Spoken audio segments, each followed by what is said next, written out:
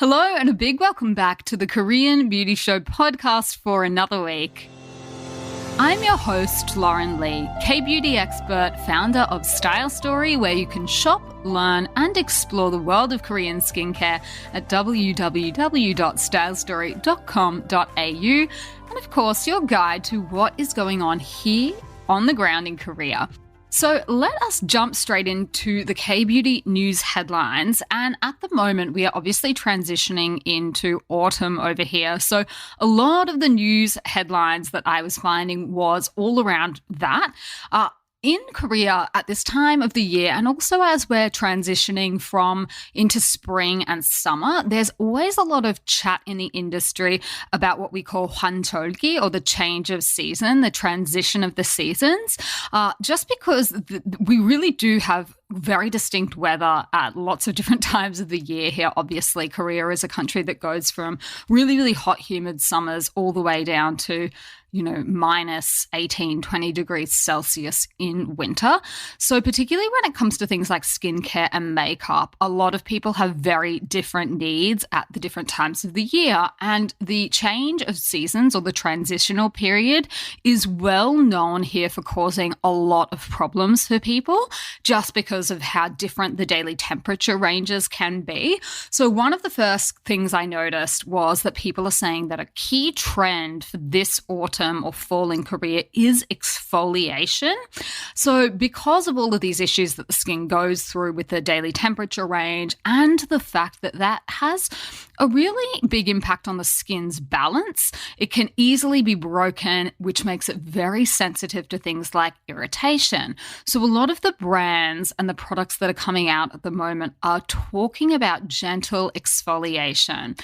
So obviously we shed our skin when it loses moisture.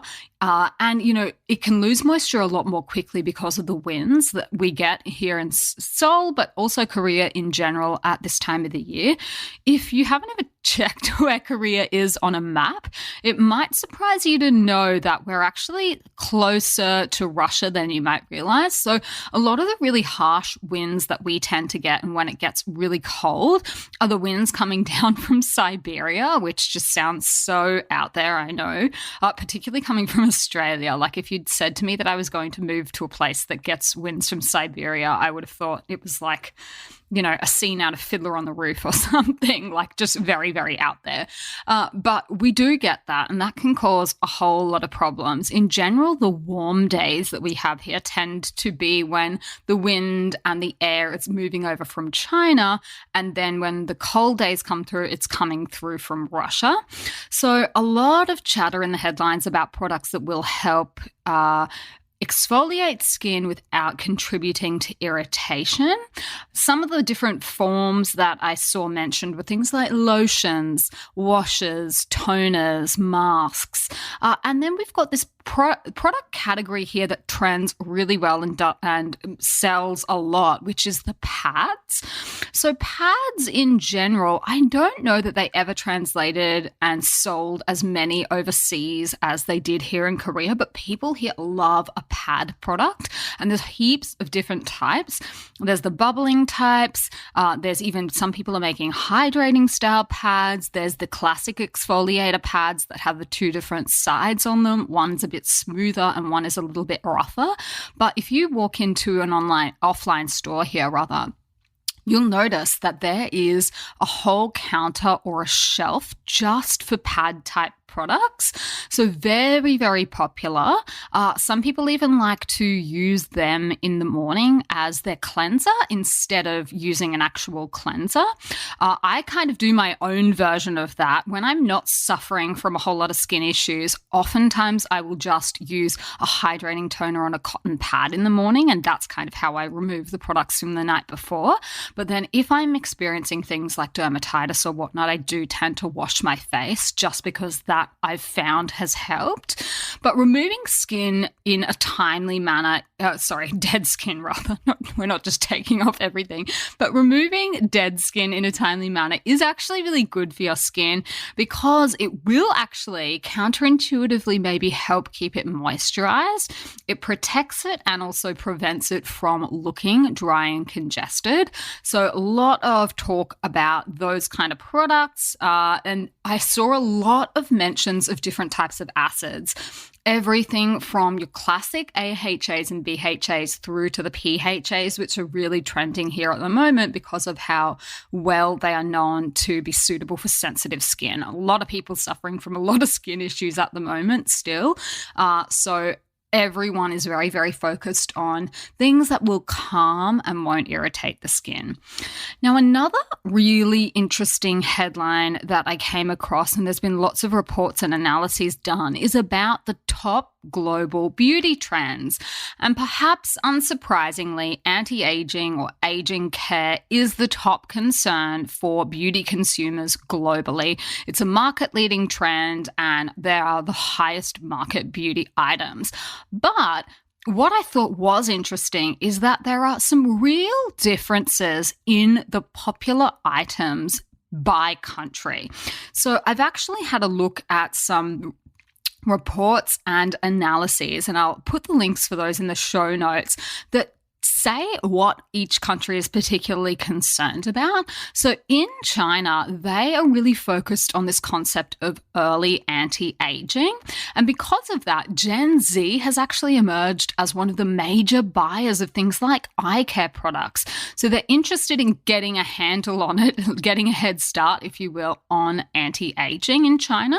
Whereas in Japan, what they were talking about is that the Japanese are more interested in finding the natural balance of the skin. So skin balance is one of the key anti-aging concepts or terms over there. And they're looking to do things like ongoing management for the signs of aging while doing that, I guess, in balance with their skin's natural rhythm. So that was quite interesting, I thought. Over in the US, apparently, and you guys will probably be the best ones to tell me if this sounds right or not. Apparently in the US, people are worried about anti-stress aging. So they're looking to recover tired skin and damaged skin barriers as a result of the pandemic, but they don't want to stress their skin out while they're doing their anti-aging. Interesting fun fact is that the US listeners that we have of the podcast at the moment have now overtaken our Aussie listeners. So we have far more people in the US listening these days than in any other country. So you guys will have to tell me. I've had some really nice emails lately from our US listeners updating me on some of the stuff that I've been talking about in the show, which I'm finding really, really interesting. So definitely let me know your feedback. Are you noticing anti-stress aging? Is this a trend? I'm not sure that I've seen that terminology, but perhaps they've just given a different name to, this phenomenon of people using products that are designed to recover tired, damaged skin. Anyway, over in France, they are concerned, classic concern, the prevention of aging. So I think that's probably more typical of, many countries historically. It's like, we just don't want to age. We want to do what we can to prevent it. So it sounds like that's what's happening in France. Over in Thailand, people are concerned about slow aging. Apparently because of the weather there, obviously it's very hot and humid. People are concerned about UV damage causing aging because of the sun's rays, and also heat and sweat and the impact that has on the skin. So sunscreen, a very big category in Thailand, as you would expect. So a little bit of a regional difference there in Southeast Asia to do with the weather. Now, in Kazakhstan, which is not a country I'm very familiar with in terms of the beauty market, apparently they are particularly concerned about home care anti-aging. So they're looking for products that can be done quickly at home, and things like sheet masks and hydrogel patches are really trending there. So I thought that was a very interesting analysis because it shows that even though the same kind of things can be trending in the sense that, we're talking broadly about anti-aging, there are quite big differences in the focus and between the recommended products as well to achieve this broader goal of anti-aging. So that was an interesting one that I wanted to share with you just because, I think beauty is becoming more global in many ways. The fact that we have a podcast talking about Korean beauty, but the listeners are all, or nearly all, outside of Korea, I think is a testament to that. But it's interesting to know that there are still quite big regional differences for, all of the different countries, and a lot of that will be dependent on things like weather as well. Now, the final one that I came across is an article talking about that clean beauty search volumes are increasing. Now, obviously not a surprise. I feel like this topic gets so much airtime, the idea of clean beauty.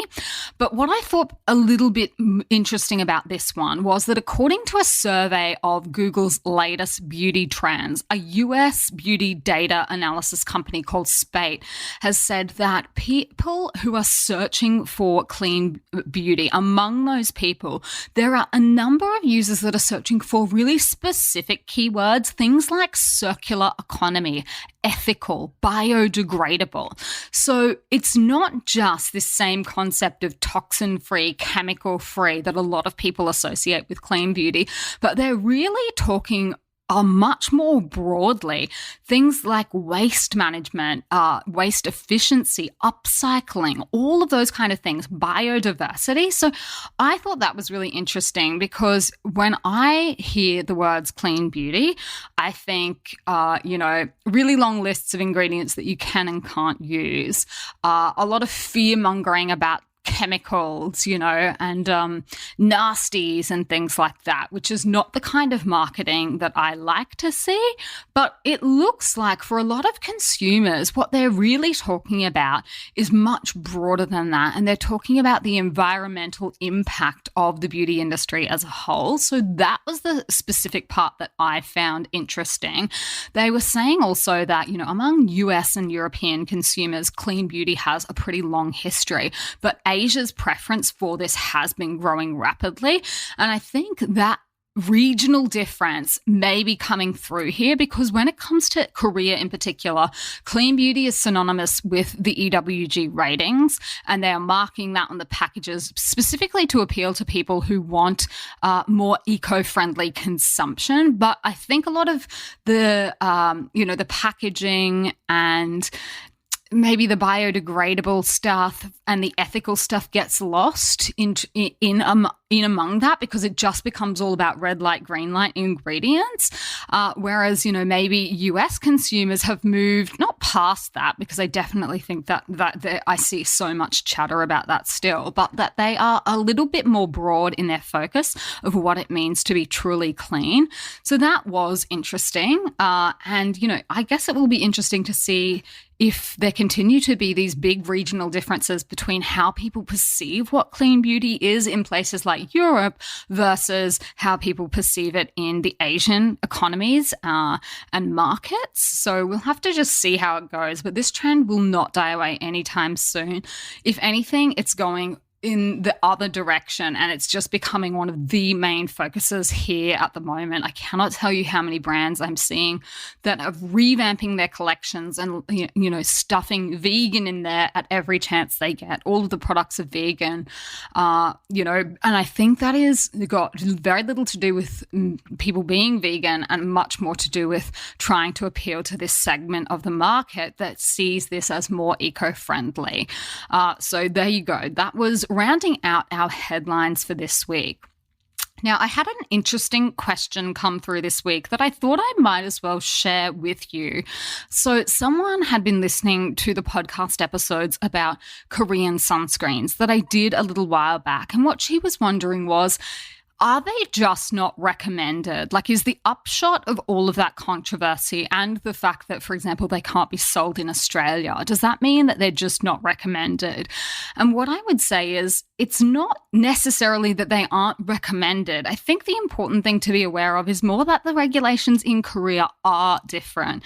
So an SPF 50 plus labeled product that is sold on the Korean market, as well as things like how it is labeled, are going to be different, sometimes quite different from how they are required to be labeled in other countries. So just because a product is SPF 50 plus on the Korean market does not mean that it would meet the Australian standards to be considered an SPF 50 plus. And that's where we get all of these, issues around advertising Korean sunscreens with the influencer laws and things like that. They cannot be advertised to you as an SPF 50 plus sunscreen, either by a brand or an influencer, because they haven't been through that testing process. So if the product is a primary sunscreen product, but it hasn't met all the requirements, you can't call it that. You can't make these claims that it will protect you from UVA or UVB damage, because they are all therapeutic claims. And it's similar but different in the States. In the States, the regime is that there is an agreed list of sunscreen ingredients that the FDA has approved, and you have to use one of them in order to be able to get your product FDA registered or listed. That's kind of how it works there. So it's not that they're not recommended, but it will be important to note that, for things like waterproofing, that's not very common in Asian sunscreens. Whereas in Australia, it's kind of taken as a given because of how often we go to the beach, how often we swim. A lot of people have backyard pools. Australian culture is very much a beach and an outdoors culture. People are, hiking and running and doing a lot of things outside that mean that they sweat. And they need a waterproof sunscreen. And these products will not be that in most cases.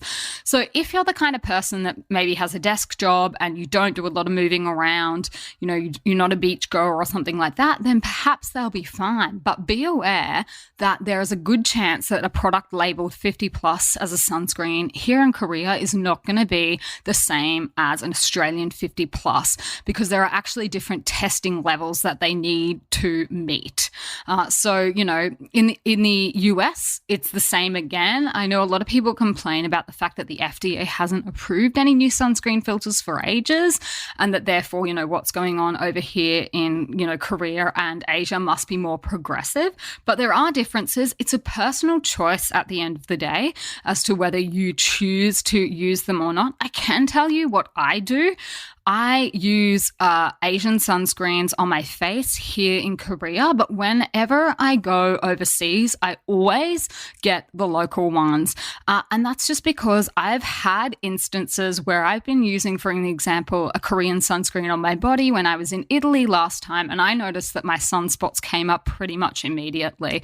I do not use them when I'm back in Australia. The Australian sun is really, really harsh, and I have the kind of skin type that just freckles and burns pretty much straight away. So I prefer to use the Australian ones, particularly on my body, because I do notice the difference between the two, but that's me personally. So it's a personal choice, but that's why you won't be able to find them, for example, on sale in a store in Australia. Like, if you ever do see them for sale in a store, know that that is not TGA approved. You can check it really quickly. If it's an approved product in Australia, it should have something on it called an AUST-L number, AUST-L. If anyone is trying to sell you a sunscreen product, a primary sunscreen product that is designed to protect your skin from the sun, and it does not have that on it, know that they are breaking the law. That is not legal in Australia. It's just a really quick and easy way to check it. That goes for online as well as offline. It goes for influencers. If they are providing a paid testimonial for a product and it doesn't have an AUST-L number, they are breaking the law. So that's, I guess, my wrap up. I think it's a personal choice, but that's what I do. That's what the regulations are. So I hope that is useful. Now, let us take a look at some of the new Korean skincare products that we have just launched on the Style Story website. Now, these are actually, the first one is an oldie, but it's still a goodie, and it is a requested product that people were like, can you just get this in? So we've got it. It's Etude House's Moistfull Collagen Cream. So this one is a really nice one to give your skin a good dose of hydration. It will make your skin nice and soft, and that is thanks to obviously the collagen in it as well. More than 65%, and they've also they've updated it. So this one has now a smoother, creamier texture. The packaging also does look a little bit different from what you may be used to. A really good one for oily and combination skin is what I would say. The other one that people were asking for is Make Prem's Watery Gel Cream. And again, another good one for people that are looking to restore their skin's oil and moisture balance. It's a pH 5.5, which is always good if you're experiencing any irritation or sensitivity. And it just helps to fill up your skin with moisture. It's got a whole lot of good ingredients in there, including derivatives of cactus. So cactus, obviously, one of those plants that really holds on to water, so a natural fit in a moisturizing cream. So there's 2 new ones on the site for you if you're looking for something for oily skin, particularly going into summer in Australia, but also there are lots of places, in the States where people prefer not to use products that are primarily based on hyaluronic acid. I know that is a big one for a lot of US consumers if they live in a really, really dry climate. So go and check those ones out if you're after something new.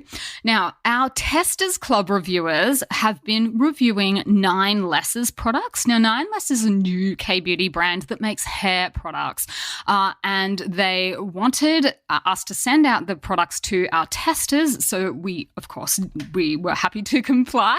So we have sent out their new Fill Up Silk Hair Treatment and their Intense Nourishing Hair Essence to this round's testers, and those reviews have been filtering back in. So the first one was for their hair treatment, and this reviewer said, I use it as a conditioner.